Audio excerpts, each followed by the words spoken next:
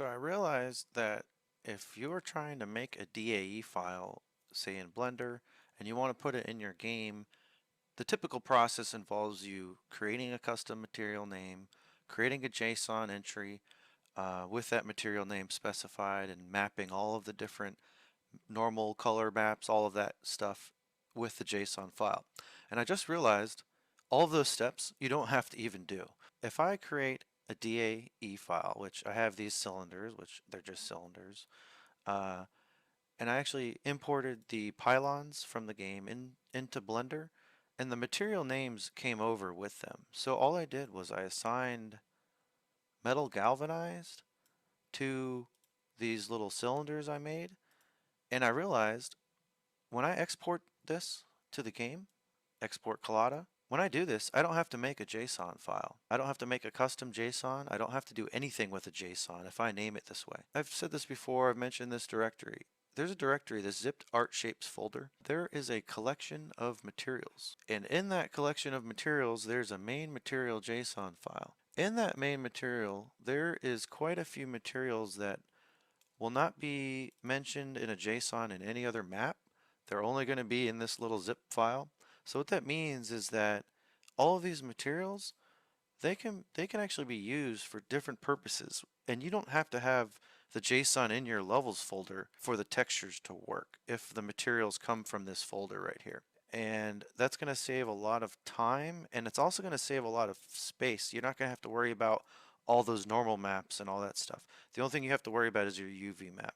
Alright, so all I did was I joined the objects, I applied the scale, and the only thing I do want to do is I want to set the origin to like a little section. Let me just go like this. Shift right click, set origin, 3D cursor. Now if I do file, export, collada, doing is putting it in my template art shapes folder. I'm just putting it in there. I'm not making a JSON for it. I'm just basically exporting it saying selection only, putting it in that folder, and see what it does. So let me bring this in. I can see it in the shape editor. And now if it doesn't look perfect, I can always adjust the UV map and see if that, helps. So let's see what this looks like. So as you can see, I didn't put a JSON in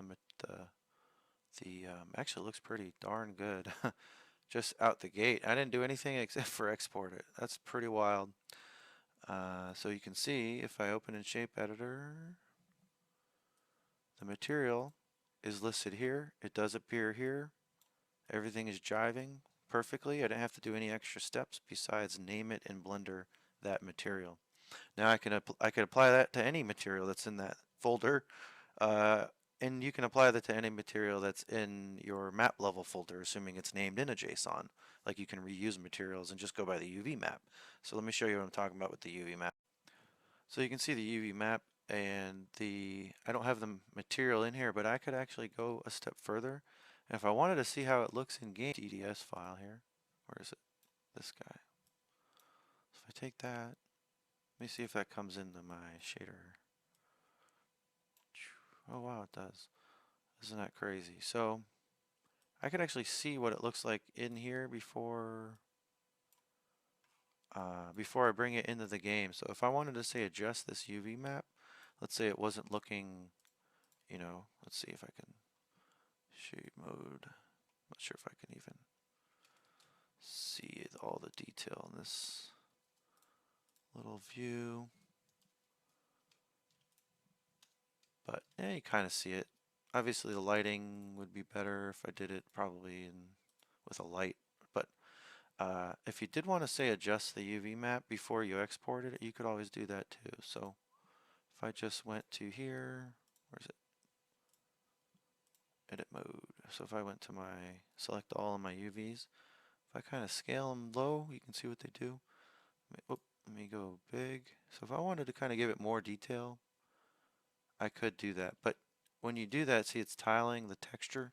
So you kind of start getting this tiled look, which isn't usually preferred. So it's a cool way to basically easily get your models out of Blender without having to do any extra real workload and not having to spend megabytes, 10 megs here, 10 megs there of memory in your level trying to store all those color maps. You could just use the ones that are in the game.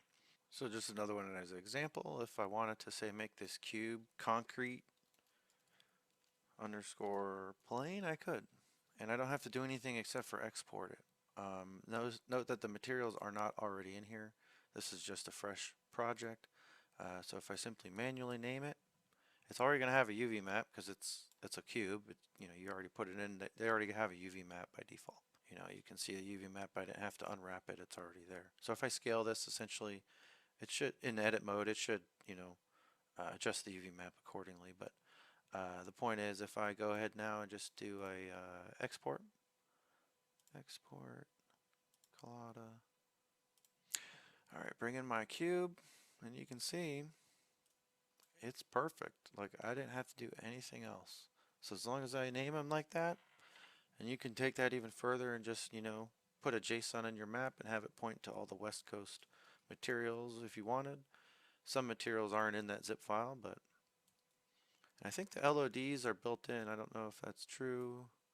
I think you need LOD vertical, but either way, I don't know that it'll affect performance on like a huge, massive cube, but probably not. I don't know. You'd have to test it.